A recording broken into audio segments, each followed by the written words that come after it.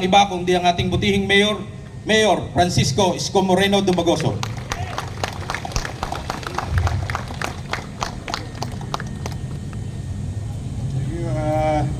Palakpakan natin yung mga taga-LBAA at Registry of Deeds. Sila ang nangangalaga ng mga titulo. Ma'am Timones, dito ka pala. Doon ako nakatingin, nahanap kita. Ito si Ma'am Timones, dito. Palakpakan natin siya. Sila po nangangalaga ng titulo ng mga lupain natin sa Maynila. Yan ang nakaligtaan ng nanay ko. Yung nanay ko nung araw maglulupa. Asyenda. Bulubundukin. Umuusok pa. Marami siyang lupain. Mahilig magtanim ang nanay ko. Pag nakakita ng bakanting lote yon, nagtatanim yon, ng talbos ng kamote. Kaya lang, kailangan mo bantayan yung talbos ng kamote. Yung taniman mo. Lalagyan mo ng upuan. Papag. Mainit ang araw. Kailangan mo lagyan ng bubong. Siyempre pag naulan, umaanggi. Kailangan mo lagyan ng dingding. Hindi naman po pwedeng walang pintuan. Talbos ng kamote, tinanim ng nanay ko, bahay ang tumubo. Ayan po ang buhay sa pagiging squatter. Kami po yun. Kaya tama po yung nasabi nyo kanina, Direktor. Hindi talaga tayo titigil na magtayo ng pabahay sa lungsod upang magkaroon ng kasiguruhan ang mga pamilyang Manileño ng sarili nilang mauwian. Ilan sa inyo rito ay nakatikim na. Marami sa ating mga kababayan nakatikim na. At hindi pa tayo titigil. Basta makabuelta lang tayo na makabuelta. Sabi ko nga sa inyo, nakita nyo yung relo na yan. Tinawagan ko na si Tambunting Hindi pa natasan ng maayos yung relo Ipatatas ako ng ipatatas yan, may masilungan lang ang mga taong walang sariling bahay sa lungsod ng Maynila. Mahirap maging squatter. Ako na nagsasabi sa inyo. Mahirap din nangungupahan. Kasusweldo mo pa lang, nagbabayad ka na kaagad ng upa sa kasera mo. Talagang ganun ang buhay, walang libre. But rest assured, pipilitin natin magbuti. Mano pa, patapos ng pabahay, may ospital, may eskwelahan, ngayon meron tayong bisita. Mapagmahal sa edukasyon, di kalibreng senador, talaga naman maipagyayabang mo yung kanyang galing, talino, at pagmamalasakit sa lahat ng mag-aaral sa buong Pilipinas. Ito'y ating bantay sa edukasyon, tagapagtaguyod ng mabuting edukasyon, mataas na kalidad ng edukasyon. Kaya imbis na ako'y magmensahe sa inyo ngayong araw na ito, basta ang request ko lang, bago ko siya ipakilala at siya magsalita sa atin, because siya po ay inspirasyon ng mga kabataan, inspirasyon ng mga leader. Meron lang ako tagubilin. Noong nakaraang linggo at noong isang linggo, sinabi ko? Uminom kayo ng maraming tubig, mag-ingat kayo sa panahon na ito, napakainit, ayoko magkakasakit kayo. Meron ako isang kaibigan, nalulungkot ako't nakikiramay ako sa kanyang pamilya. Kaninang umaga ay sumakabilang buhay na. Ayun ay malapit na malapit sa Maynila. Mahal na mahal nun ang Maynila. At sa mga taga-DCRH, nakikiramay ako sa inyo sa pamilya ni Boy Gonzales. Talaga po, kaya sinasabi ko, walang pasabi-pasabi. Nung Webes lang, kasama natin si Tito Boy sa San Andres. Walang parang ganyan. Parang ganyan lang. Pero kidding aside, I really wanted you to be healthy. Stay safe because I alone cannot do it. I need each and every one of you. But I'm happy to introduce, at least, ito pag sinabi ko, ito pawang katotohanan. Totoo bang magaling na senador to? Yes. Kilala niyo magaling? Yes. Matalino? Yes. Mapagmahal sa edukasyon? Yes. At saka, mukhang ito yung senador na walang kaaway ngayon. Uso ngayon yun. Totoo po yun. Ako talaga, kayo na, bagay, kayo na rin naman ang makapagsasabi kung saan ko pinoposisyon ng Maynila. Basta sa Maynila, wala na yan. We move on with our lives. We focus on our problem the way he focused on our education, the future of our nation, our kids, and those kids who wanted to have a better life through education. That's why I'm proud and honored today na ipakilala ko sa inyo sa 24. Ito, isa sa dik kalibre. Literal to magaling, matalino. Salubungin natin ang mainit na palakpakan, Senador Bam Aquino.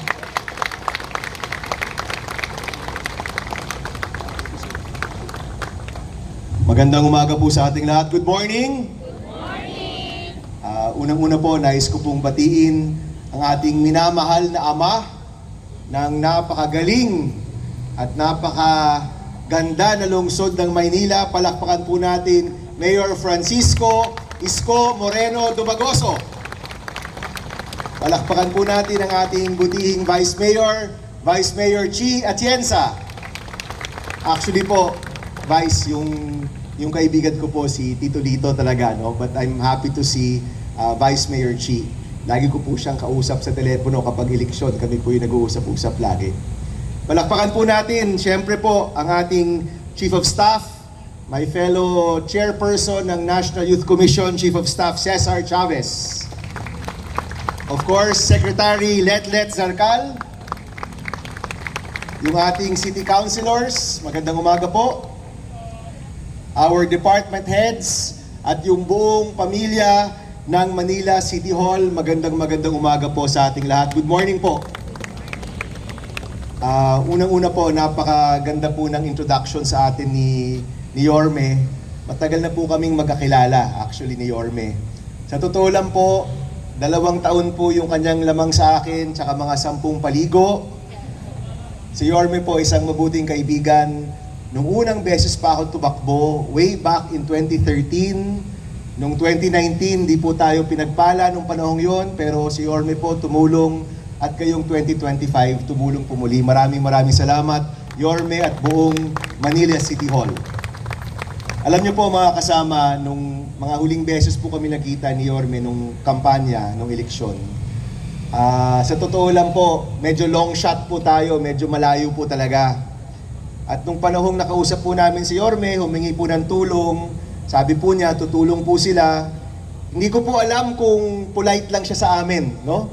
Kasi sa totoo lang po, napakalayo po namin nung panahong yon.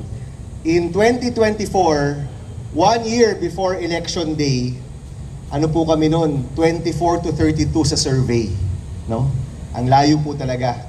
Pero kinayod po namin yon, iniling po namin yung tulong ng ating mga kabataan, ng tulong po ninyo, at ng huli, nag-number 2 po tayo sa buong Pilipinas, at dito po sa Manila, nag-top po tayo. Kaya mula po sa aking puso, maraming salamat po sa inyong tiwala. At palagay ko po, yung pagiging, number 1 ba ako, number 2 dito? Number 1, yung pagiging number 1 po natin, dito po sa lungsod ng Maynila, yung pinakamagandang pagsukli po dyan, yung pagtatrabaho para po sa inyo, araw-araw, habang nasa Senado po kami. Yung pagbigay pansin sa mga bagay na alam mo naming mahalaga sa inyo, mahalaga sa mga constituents po ng Manila, mahalaga po sa mga kabataan ng Maynila. Yun po yung aming pagsukli sa inyong tiwala. Yung pagsigurado na sa araw-araw po naming nasa Senado, ang binibigyan po naming pansin ay walang iba kung hindi ang mahalaga sa taong bayan. Nabigyan po tayo ng pagkakataon na maging chairman ng edukasyon. Yan naman po yung ating sineryoso. Ngayon po, nais ko pong ibalita po sa inyo na ang taong ito, 2026, ito po ang taon kung saan pinakamataas ang budget ng edukasyon sa buong kasaysayan ng Pilipinas. 1.34 trillion pesos para sa edukasyon. Marami po dyan nakalaan sa mga classroom at kayo na po, humingi po ako ng update. Tama ba? 600 classrooms ang maibibigay dito po sa lungsod ng Maynila. Pero hindi pa nada-download yung pera, no? Pina-follow up pa po namin. Pero nakaplano na po yan na ganung karaming classroom ang maibibigay dito po mula sa national budget. At sabi nga po ni Yorme, kung may kulang pa mula na sa SEF o mula na sa pondo ng Maynila yung kulang pa. Pero ito pong napakalaking pondong ito po'y mapupunta sa mga kabataan ng Maynila para hindi na po nagsisiksikan, hindi na po hirap na hirap, meron pong pagkakataon at paraan na makapag-aral, matuto at maging mabubuting mamamayan. Hindi lang po yan, pati rin po yung feeding program, nalagyan rin po natin ng malaking pondo. Baka hindi ho alam ng konseho, pero doon po sa special provisions ng GAA, nakalagay po doon, pwede mag-MOA ang isang syudad o munisipalidad sa DepEd at kunin yung prorated budget for feeding para kayo na po yung magpapatupad ng feeding program. Alam ko po, meron na kayong feeding program. Kung nais po ng lungsod na yung buong feeding program kayo na po yung gumawa, pwede rin pong kunin yung budget na iyon. Sa gayon po, yung pagtayo ng classroom, pagkaroon ng feeding program, mas nabibigyan ng pondo ang mga syudad at munisipalidad na alam naman nating siyang frontliner talaga pagdating sa edukasyon. Kaya nga po, Mayor, di ba, kapag may problema, sila po yung unang-una. Kayo po ang unang-unang napupuntahan. Kayo po, alam na alam ninyo, hanggang sa eskwelahan, hanggang sa dami ng estudyante, ilan doon yung gutom, ilan doon yung nangangailangan ng tulong sa classroom, ilan doon yung nangangailangan ng tulong para makapagbasa at makapag-mathematics, no? So, ito pong realidad na yan po yung nire-recognize po namin para yung mga pondo na yan ay maibaba at maibigay po sa mga frontliners natin, sa mga syudad at munisipalidad. At sabi ko nga po, pagpasok po namin sa Senado, ang classroom gap sa buong Pilipinas, napakalaki. 166,000 classrooms ang kulang po natin. At kung isang ahensya lang po ang magbubuo po niyan, tila imposible. Kailangan po yang ibayanihan. Kailangan po sabay-sabay tayo magtutulungan. Kaya kami po, sinulong po namin yung Classroom Acceleration Program na kung saan po yung pondo ng pagtayo ng classroom ay ipapadaan sa mga lungsod at munisipalidad para sa gayon po sabay-sabay tayong gagawa at sabay-sabay po tayong magbe-build para sabay-sabay rin dating maaagapan ang kakulangan ng classroom sa ating bansa. Sa gayon po, yung tulungan ng national at ng lokal, yung tulungan ng Senado at ng Manila City at iba pang mga city at municipality, yan po yung paraan para maibsan po natin yung mga problemang meron po tayo ngayon. Hindi po kaya yan ng isang syudad na mag-isa, hindi po yan kaya ng national na wala pong kasama, kailangan po yung tulungan na yan. At doon po sa Senado, makakaasa po kayo na ang kakampi po ninyo, si Yorme naman po, maraming kakampi po doon. Pero ang isang kakampi niyo po doon, ang inyong pong lingkod, si Senator Bam Aquino. Kapag lagi po kami nakikipagkwentuhan po nila Yorme, sabi nga niya, yung mga systems kailangan ayusin, yung mga serbisyo kailangan paigtingin. Talagang back to basics po talaga. Pagdating po sa edukasyon, back to basics rin po tayo. Kung wala pong silid-aralan yung mga bata, paano po matututo? Kung gutom, Yorme, paano matututo? Kung walang libro, paano matututo? Kung walang access to internet, paano po matututo? Yung mga guro po natin, overworked, kailangan po ng tulong. Yung mga magulang po, ang rami-rami na pong inaatupag, pero ang rami ring inaasa po sa kanila, kailangan rin nila ng tulong. Ito po yung kailangan nating balikan, no? Kailangan tayo bumalik po sa mga pinakasimpleng mga bagay. Back to basics approach po, pagdating sa edukasyon, pagdating sa pabahay, pagdating po sa agrikultura, back to basics po tayo. Simplihan natin yung mga solusyon. Huwag po masyadong komplikado. Dahil itong mga simple, alam naman ho natin ito yung pundasyon. Na kung walang pundasyon, hindi po tayo makakaangat. Kaya pagdating po sa education, marami hong mga concern, napakaraming problema, pero pagdating po sa amin, sabi ko, simplihan natin. May silid-aralan, may pagkain, may libro. Tama po, Mayor, no? Simplihan lang natin. Yung pera, umaabot talaga. Hindi kung saan-saan napupunta. Yung perang napakalaking yan, 1.34 trillion, siguraduhin natin mapunta talaga sa kabataan. Mapunta talaga sa mga eskwelahan. Napakasimple lang po. At sa gayon po, kung ganyan po tayo, taon, makikita po natin yung mga pagbabagong nais po natin. And I think, in that way, magkaparehas po kami ng pananaw ng inyong pong leadership at si Yorme. Back to basics tayo. Magsimula tayo muli. Let's start again. Sabi po niya, move on. Ako po ang sinasabi ko lagi, kailangan magsimula muli. Let's begin again. Yung mga away, isang tabi. Mag-focus tayo sa taong bayan. Ang bigyan pansin natin ay yung pangangailangan ng taong bayan. Alam naman po natin, hirap na hirap yung taong bayan ngayon. Sa taas ng presyo ng bilihin, sa taas ng presyo ng diesel at gasolina, alam naman po nating napakaraming nahihirapan. Ang hinahanap po nila, ang kailangan po nila, yung pagtutok natin. Sa English po, responsive, no? Responsive governance. Inisip ko nga, ano ba yung Tagalog ng responsive, no? Ang pinakamalapit po na maiisip ko, maatupag. No? Maatupag na pamamahala.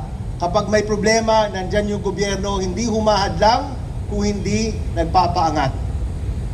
Maatupag, inaatupag natin ang mga problema ng taong bayan at hindi tayo tumitigil hanggang yung mga problemang yan, isa-isahin po nating mawala at isa-isahin po nating mabago.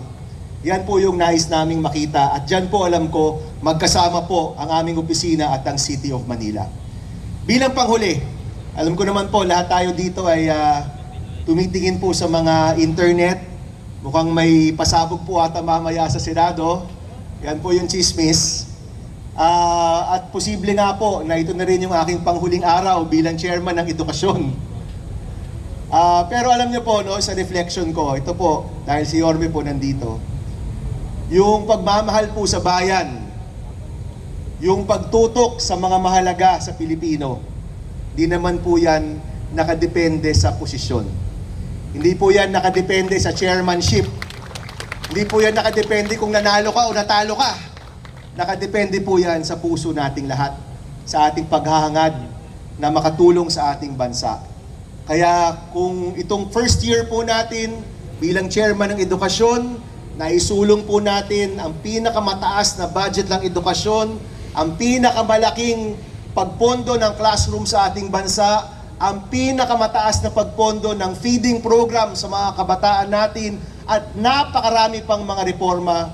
Kung ito nga po ang huling araw natin sa pagiging chairman ng edukasyon, ang gagawin naman po natin ngayon, babantayan natin yung pondong yan, sisiguraduhin natin na yung bawat classroom na kalaan, mabubuo talaga sa tamang paraan at sa tamang presyo, at sisiguraduhin po natin ang lahat ng tulong na yan para sa ating kabataan, aabot nga po sa mga kabataang nangangailangan. Muli po, maraming salamat sa inyong lahat. Salamat po sa inyong tiwala nung nakaraang eleksyon. Salamat po, Yorme, at salamat po sa ating patuloy na samahan, sa ating patuloy na tulungan, sa ating pong patuloy na pagtatrabaho para sa ating minamahal na bansa. Maraming salamat po at magandang umaga sa inyong lahat.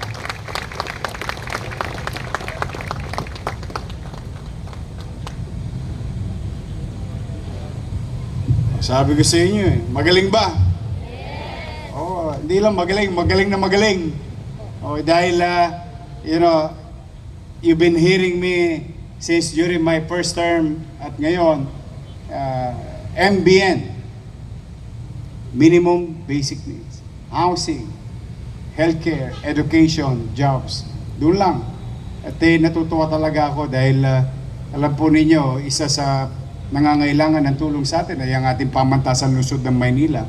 Si Senator Bam Aquino po ay isa sa mga ponente, pangunahing individual na nakikipaglaban upang madagdagan ng tulong yung ating mga scholar ng bayan dito sa lungsod ng Maynila. At totoo po yung sinabi niya. Sa panahon ngayon, isang tabi yung hindi pagkakaunawaan ng mga politiko. Ang kailangan kalaban ng mga politiko ngayon ay yung kahirapan ng tao. Ayun, nakikita natin kay Senator Bam Aquino. For so many times, nanonood naman po ako ng live hearing ng Senado. Tingin ko, yun po ang mga kailangan ng taong bayan ngayon. Ay yung ibalik yung pagtitiwala ng tao sa kanyang halal ng bayan ng paglilingkod. Immaterial of colors. No? Dyan po, unti-unti, siguro, darating ang oras, liliwanag din ang kaisipan, damdamin, at pananaw. Lalawak din. At sana yun ang ma-achieve natin pagdating ng araw. Ang kailangan po natin ay talagang makahanap ng mga taong ipangunguna yung katatayuan ng kanyang mamamayan. So we are honored here today. Thank you very much, Senator Bam Aquino. At totoo po yung sinabi niyang may dagdag tayong classroom. Nag-aantay na lang tayo ng tsape. Pero nandiyan na po. Nasa pintuan na. At through the effort also, and I would like to give it also to Senator, now is DepEd Secretary, Senator Sani Angara. So muli, mainit na ang panahon. Uminom kayo ng maraming tubig. Mag-ingat kayo. Stay healthy. Stay safe. I need each and every one of you wholeheartedly. God knows, kailangan ko kayo. Maglingkod tayo ng maayos, tapat, and go beyond, extra mile. Sabi nga, para sa ikabubuti ng ating mamamayan sa lungsod at ng mga taong dumadako sa lungsod ng Maynila. Magandang umaga sa inyong lahat at pagpalain nawa kayo ng buong may kapal. Manila! God first. Thank you.